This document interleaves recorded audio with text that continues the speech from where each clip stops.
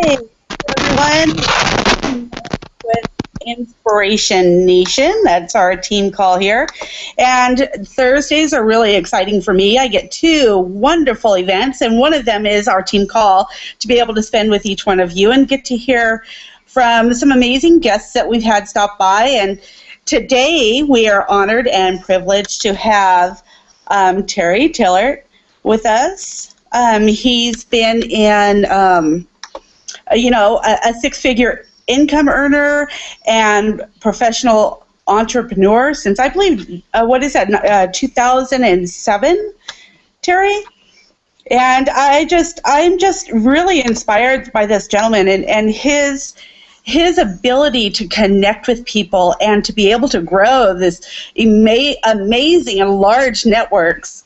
And I just have a lot of admiration for him. I look up to him, and I follow him, and I'm just really excited, Terry, to have you with us and to be able to share a little bit of your experiences and why you're here with Unlimited Profits. Terry, you want to come out and talk to us? Sure. I was just keeping the lines quiet. Well, thank you for having me, Melody. I really appreciate it. I'm a big fan of yours as well, and Scott Kloster and I have been chatting for a long time, and I know I've PM'd and private messaged with a few people. I know Randy and I have had a couple of chats, and so for me, I'm excited to be here to share a few things with you guys, and by all means, take it away and ask your questions. But I'll share a little bit about my story. Just every job I ever had, I was miserable. I mean, miserable was an understatement. I don't think there's a word in the dictionary that would have really done it justice. I hated every job that I ever had, and more than anything, I was trying to please the parents because I did go to school, get good grades, get a good job, that kind of thing, and I had some really good jobs, but I was miserable. There was just no changing it. I couldn't stand waking up in the morning when it was dark outside, getting home when it's dark outside, especially if you're in Canada or anywhere in the north. And, the whole idea, your employer really controls your life. I don't think anyone is fully honest about how much they control your life. They decide what neighborhood you live in. They decide what schools your kids will go to. They decide, therefore, what kind of kids your kids are going to hang around. You got to beg for vacations. You beg for the job to begin with. The list goes on, but the traffic, I couldn't elaborate more on my misery. And I decided in 2007 that I would never work another day in my life for somebody else. I didn't even know what I was going to do. And to be honest, like most entrepreneurs' journeys, I struggled for years. And then eventually I started succeeding, and I was finding businesses where I would work once and get paid once, work once, get paid once. And that was great. It was exciting because I still controlled it. But I'd always have to do the next, what I call dog and pony show to get paid again. And that's always a challenge. And I was a student of work once, paid forever. Always was a student of work once, paid forever. And for me, I kind of avoided network marketing for a long time. I'm not saying that's the only way to make it. I like affiliate marketing even better. But for me, I had to find the company that was right for me, and I couldn't find that. I was like an opportunity junkie almost. I would look at almost any way or any kind of business to make money. I'm a serial entrepreneur. I'm an ideas guy, and I dabble in anything. And truth be told, I have 4 businesses to this day. But what gets me excited about UP were 3 things. Number one was I was a student of Robert Hollis's from afar for a while, and I was stalking him, basically. And I always wanted an interview. I always wanted that chance. I didn't think I'd ever get it. He was like a unicorn or a unicorn dragon to me for a long time. He was just a guy out there somewhere. But I always wonder, like, who gets to work with this guy? Who gets to learn from him? What is he teaching them? What am I not getting? Because I was in a network marketing company. When I got in, I got the advice of all you got to do is just go out and care and share, and everything will happen for you. And that was the worst advice I ever got. I built up a decent check. I built up a large group of customers, but I couldn't duplicate. I couldn't get business builders. I couldn't get any of that. I became a student of the network marketing profession because that's where I was at that time, and that's how I found Robert. And then the day he granted me an interview, honestly, my wife and I were in tears because what I heard at the end of that interview was that if I could just master what he's teaching, I'll be able to help anybody. I'll be able to take anybody out of poverty. And that was huge for me because, I learned a long time ago that, being selfish is not a bad thing, but being selfless is equally foolish, And so for me, it was all about wanting to help other people. And I saw this as a vehicle, I know that tuberculosis is one of the most common diseases in the world, and there's some 100 million people on food stamps out there. There's 100 million people who are unemployed or underemployed, and that's in the wealthiest country of the world. There are people out there who need our help. So natural health is my background and original passion, but cancer was my original wheelhouse, but helping tuberculosis, how can I not have a passion for that? So I'm excited about UP because when I looked at my old company, for those who don't know my story, I put thousands of people in that company. It wasn't Robert's track record, but it's a hard slog over there. And with thousands of people, I make a very, very, very nice residual income. However, when I looked at the UP comp plan with the same number of people, I'd probably be making close to $1 million a year in UP. And so that was a huge eye-opener. And so for me, I've just been a serious student of all the soft skills, all the relationship skills, listening in particular, learning to be genuinely curious about people so you can build real relationships with them. Because I'll make this last statement before I'll turn it over to questions. But for me, here's what I've learned over the years, and I heard many other $1 million earners say it, but they said when you want someone to take a look at your link, the decision as to whether or not they do or don't totally hinges upon whether or not they see you as a solution provider or a sales rep.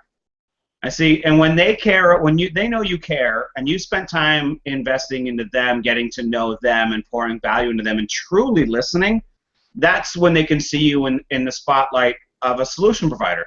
Because if you know nothing about them, and there's no even storyline for why you're introducing this to them, plain and simple, you're a sales rep. And to me, that's the wrong territory to go in.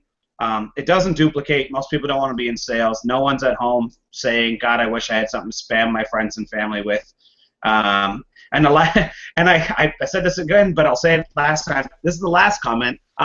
This business is all about storytelling. It's all about storytelling.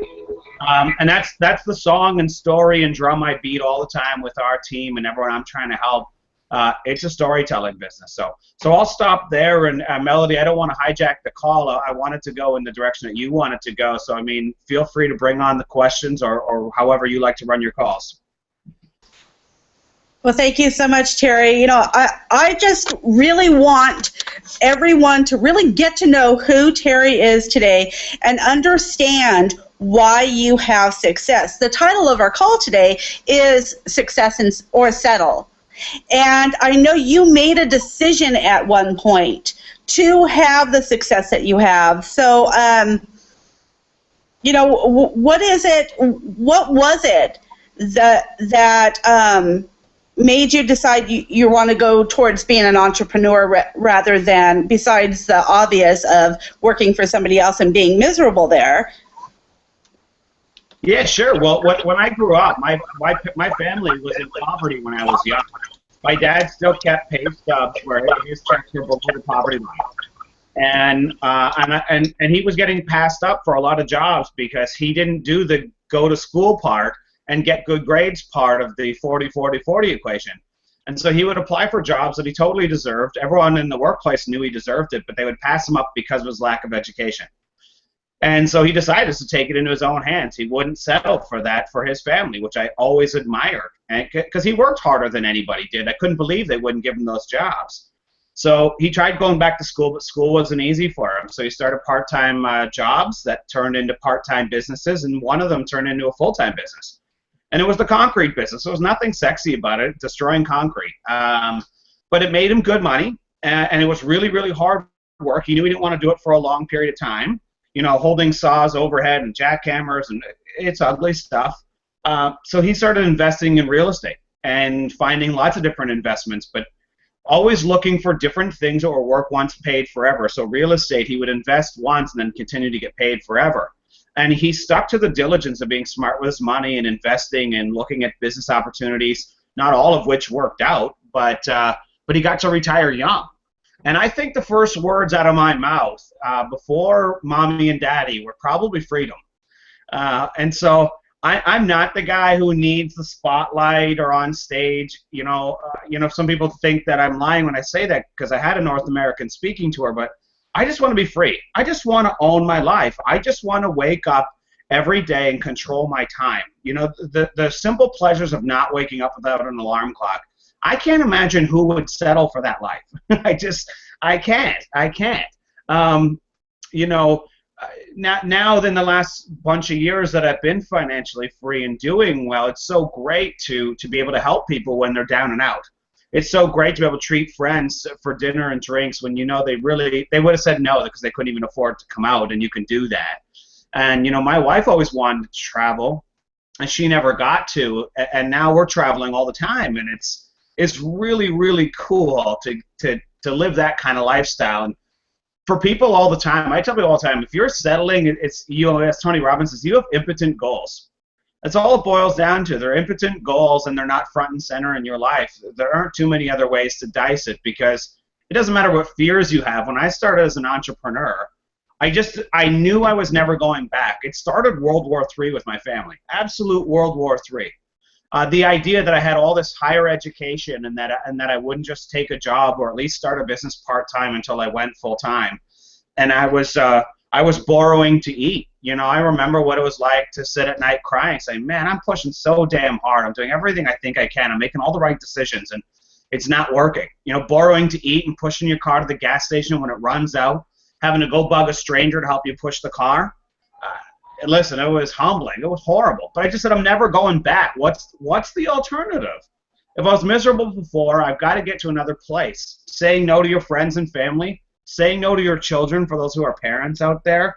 Every time someone asks you to do something, you know, a friend of mine on our team recently came to me. She said, my son asked me for a $5 T-shirt. She said, and I had to say no to him because it was either I had to give him the choice of either the T-shirt or eating tonight. And I just never want to do that again. And if people were always connected to the inspiration and the desperation at the same time, you've got to use the carrot and stick on yourself. That's the difference between an entrepreneur and a boss. You've got to use it on yourself and decide that you'll never go back. And you've got to piggyback other people's belief until you get your own. I'm not a car guy. I'm not a bling guy. I've never been. In fact, you know, I grew up in such a frugal household. I barely bought myself anything nice until the last few years. Never gave myself the permission for it. But when you drive a nice car, it's nice. And when you start spending the money on the things that you enjoy and the passions and the thing and you have good food, it's worth it. My God, it's worth it. And I know that you can get there because I'm not special, and I've watched other people who are not special all get there. God, I want it for other people so bad. It's the hardest thing not to want a body drag. It's the hardest thing. But honestly, the idea between settling, you know, there's a great video on YouTube that I love from Art Jonak and Oriane Sala, and their dream, something like 15 or even more years prior, was to someday be on a yacht, driving into Saint-Tropez. And it seems frivolous to people who are struggling, and I understand that. It's just about seeing that your dreams can be big, and there's permission for your dreams to be big. And when you see that those things came true for people who never used to believe, it stretches your belief system even a little. But these guys rented out a yacht, brought a whole series of their friends, had 3 hired help staff on the yacht, took it across the ocean, went to Saint-Tropez with a hired chef on it, a hired person driving the yacht, and they treated a whole bunch of their friends to it. You know, I saw Art post another picture about 18 months ago, and he had this hired chef in this gorgeous kitchen, and they're making this huge meal for 8 people. And it was an 8-course meal. Everything was prepared for all 8 people, wine pairings, everything was handled. And that's a gift to give to your friends and family. You know, if you guys haven't heard of Andy Dooley, go on YouTube and look up Andy Dooley's story. If you ever doubted that you can't do this, he came to North America with no English skills, no college education, no network, no family, no friends, no resources of any kind, came from a communist country, recently helped his sister get financially free, retired his parents, and took them on, I think it was a 5-week vacation to 5-star resorts, just footing the bill for everything. You know, if you haven't seen Holton Boggs buying his parents brand new cars and surprising them with it, if you haven't seen things like that, Those are the things that expand your vision for someday you'll never settle, because most of you, and I don't mean this to insult anybody because I don't know you well enough, most of you subconsciously, maybe not consciously, but subconsciously don't love yourself enough to make the sacrifices that it's going to take to make it. So you better find other people that you'll make it for until you build your belief and you build your self-love. This is a subconscious game more than anything else, and so you've got to control what goes on between the eardrums. But I'll stop and take a breath there, Melody. I get on a rant sometimes, and I get excited. No, I absolutely love it, and such important things that you're sharing with us, Terry. How important do you think it is for us to give ourselves permission to be successful, and for the people that don't even actually do that, do you think it hinders their success? Oh, guaranteed. You know, I'm a big student of quantum physics and neuropsychology, neurophysiology, all these weird things. It's not for this subject, but I listened to one of the world's experts on it, and he said once to me, and he and I went out for food and drinks one time, and he said, Terry, listen, you can't be wealthy until you're wired for it. You can't be wealthy until you're wired for it, and not just your conscious mind, your subconscious mind, your nervous system. It's the programming. People are not consciously aware of how much programming they're surrounded by from cradle to death, you know? And it's every institution, even your favorite institutions, even the ones you love, even the ones you think are there to serve you. They're programming you in insidious ways without you even recognizing it. Not because those people have bad intentions, but if anyone wants to deny that religion isn't putting some bad seeds in your brain, not because they have bad intentions, but sayings like, it's better for a rich man to get through the eye of the needle of the camel, you know, poverty is the root of all evil, you know, money's the root of all evil. I believe that poverty is the root of all evil, and all you got to do is ask anyone who lives in a third world country. Poverty causes people to lie, cheat, steal, and even murder every day of the year. Desperation is not a nice place to be in. And jealousy and envy creates probably the bulk of the rest of the crimes. Not money that does. Put money in the hands of good people and good things happen. And so, Melody, back to your original question is, no, you can't get there until you're wired for it.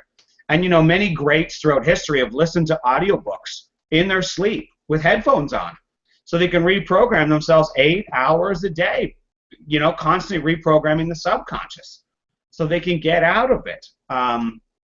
There's a great article I've shared many times. I don't know if you guys have seen it or not, but there's a gentleman who for decades studied the beliefs of wealthy people, so the 99% versus the 1%. And I thought it was an astounding article. You know, Robert and I had a great chat about it. And I said, could you disagree with any one thing in that list? And he said, no. And I said, neither could I. I'm 100% certain all of them were right. But out of the 100 beliefs, I would challenge everyone on this call to go and read through that list. And if you would take issue with any of those, people say to me, yeah, but I don't believe that. That's like saying you don't believe gravity. Gravity doesn't care whether you believe it or not. Jump off the building and it's going to happen to you. It does. People say, well, I don't believe in quantum physics. I don't believe in natural medicine. I don't believe in healthy eating. It doesn't matter what you believe. Some things are inescapable facts. You can't mess with them, and your belief is inconsequential. And so when you read that list, understand that unless you're wealthy, you shouldn't even start to try and disagree with that list. But when you find some things on the list that don't resonate with you, the first thing I would do is call someone who's got a better money blueprint than you and go and challenge them and let them debate you out of your own disagreement with those things. That's a great way to reprogram yourself. Because all beliefs are not facts. Beliefs are like a tabletop with 4 legs under it. And your job is to kick the legs out from under them. And you're going to realize almost every belief you hold has no evidence to back it up. And so as you kick the labels out from under that table, let the beliefs collapse. Because if you know, there's a saying I love, and I got a poster, a graphic of it. It just says, listen, anything that can be destroyed by the truth ought to be. And certainly if you're talking about non-serving beliefs, kick them out from under you. Harbecker wrote a book many years ago. If you guys haven't heard of it, it's a fantastic book on financial programming. And Harbecker said basically this: you give me 5 minutes with anybody to interview them and question them. 5 minutes. And I guarantee I will tell you where their financial thermostat is, not only today, but for life, unless something drastic changes in their life. So within 5 minutes, without asking what you do, without asking the professional questions, without asking about your income, your saving habits, without even asking about any of your actual money habits, just by asking questions about your money beliefs, he could predict with absolute certainty whether or not someone was broke or wealthy, or that they would be broke or wealthy in the future. And it was great because I saw people challenge him on stage. And he was, yeah, and he said, wait, you're broke. And they would continue, no, but wait a second, you're broke. Correct me if I'm wrong. Just answer one question first, and I'll answer any question you have. You're broke, true or true? And they said yes, every single time. So just be careful of the slippery slope of finding yourself in those shoes, because working on yourself to get wired for it's really important. So I'll stop there, Melody. Sorry. Another rant. Thank you so much, Terry. So what I want to get to, the message I want to get to everybody today is really that they need to give themselves permission to be successful, and they need to understand that they deserve that success. Their family deserves the success. So once we do that, we can all move forward, and we're all here because we believe in unlimited profits. We've made a choice to be mentored and trained by Robert Hollis because we believe in his abilities to help us as a leader, because most of us are on this call right now, but we are not at the same caliber as you are as a leader and at the success that you've had. We're all here because we want to get to that level, but you've already achieved so much. What is it as being a leader and having that success that that you see as valuable with Robert and being mentored? Perfect. Number one thing about giving yourself permission, Randy Gage has a great video on YouTube on this for anyone who's writing down notes and looking for resources.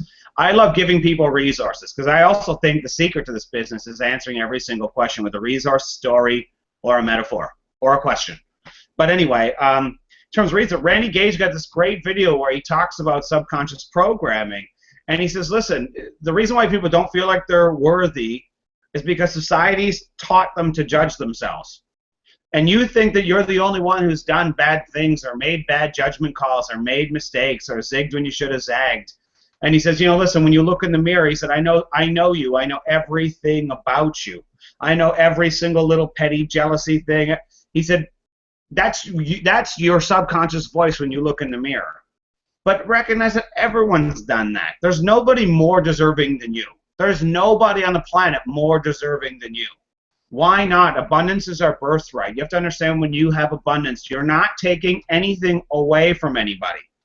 Take a look at Hendra, who lives in South Africa.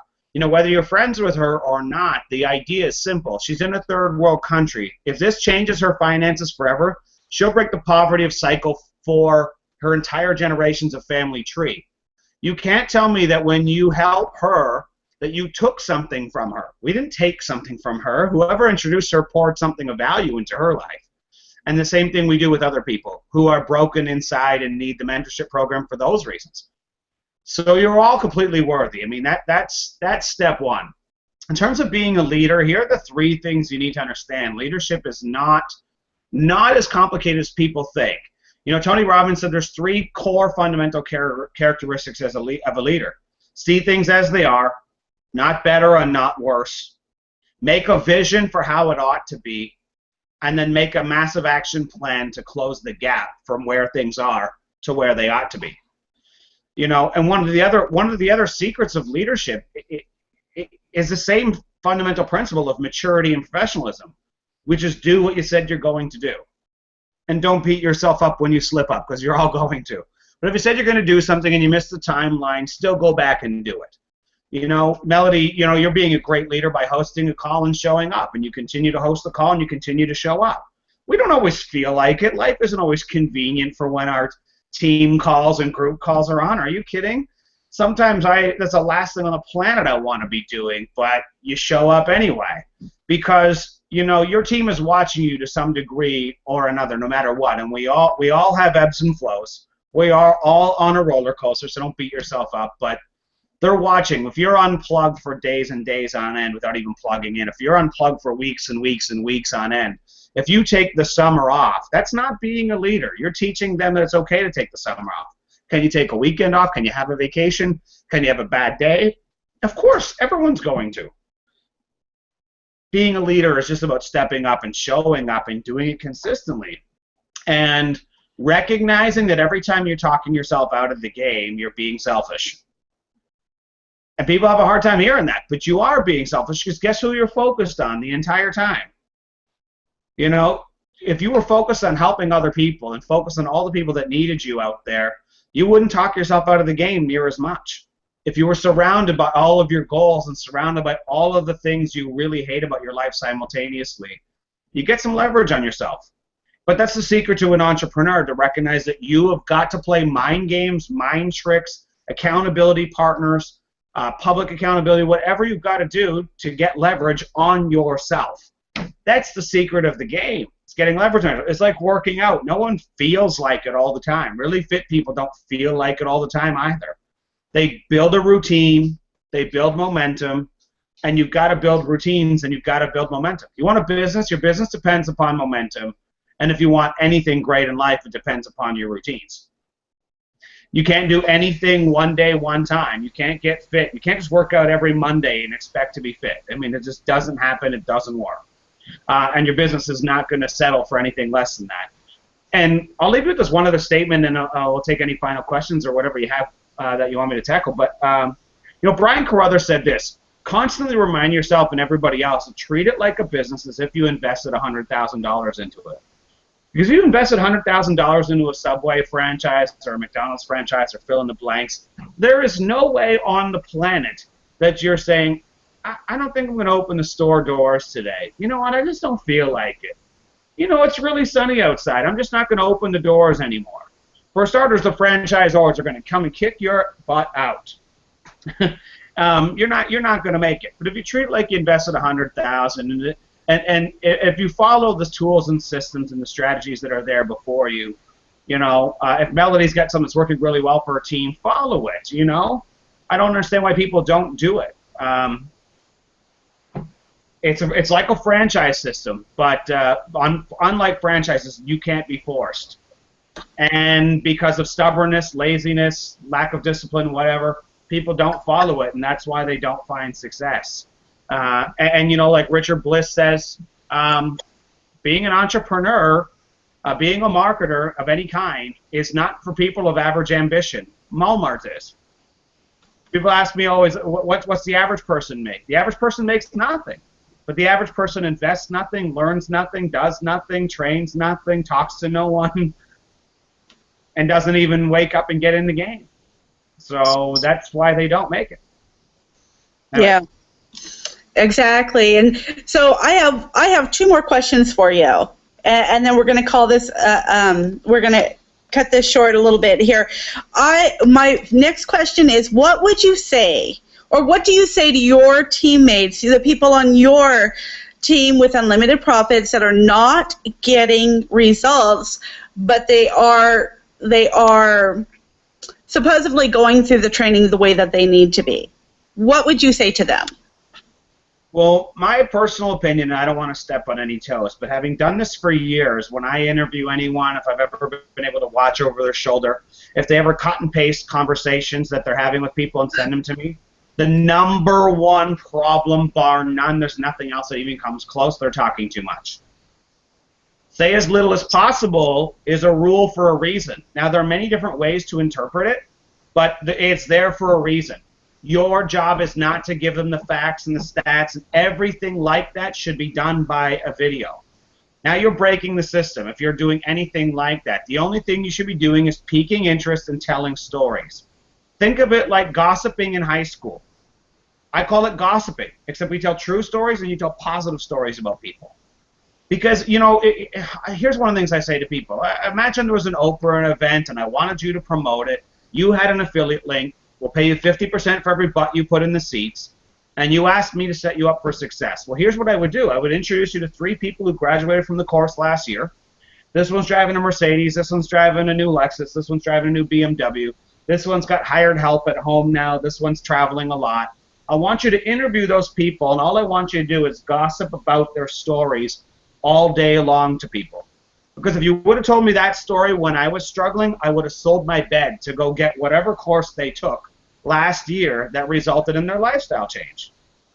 And none of the other details matter. The facts, the stats, the million-dollar question. I'm not opposed to the million-dollar question. I love it. I'm simply stating that storytelling is the magic. And if you're going to be saying anything, be saying only those things. And one of the things that I do personally, rightly or wrongly, take it or leave it, many will challenge me on this, I don't talk about company names. And here's my rule of thumb. When I think say as little as possible, I am going to give them nothing to prejudge. Nothing to prejudge. So if I say it's unlimited profits, but it's like a success in minutes, but it's like a pyramid thing, but it's like a network marketing, but it's not. But it's like affiliate marketing. That's how most people explain things. And it's Robert Hollis, millionaires, millionaires, $1 million, millions. Do you think the average housewife can believe millions for starters? No. In most cases, you're better off telling Melody's story and Scott's story and introducing them to Melody and Scott, and then eventually Melody and Scott can introduce them to Robert at the appropriate time. It's like me telling you I'm going to introduce you to Oprah. There's no damn way you'd believe me. But if you said my cousin works for Oprah and spent a lot of time around her, so she learned the lessons and she's quite successful also. You know, in our team we call it the 6-figure guy who works closely with the 8-figure guy.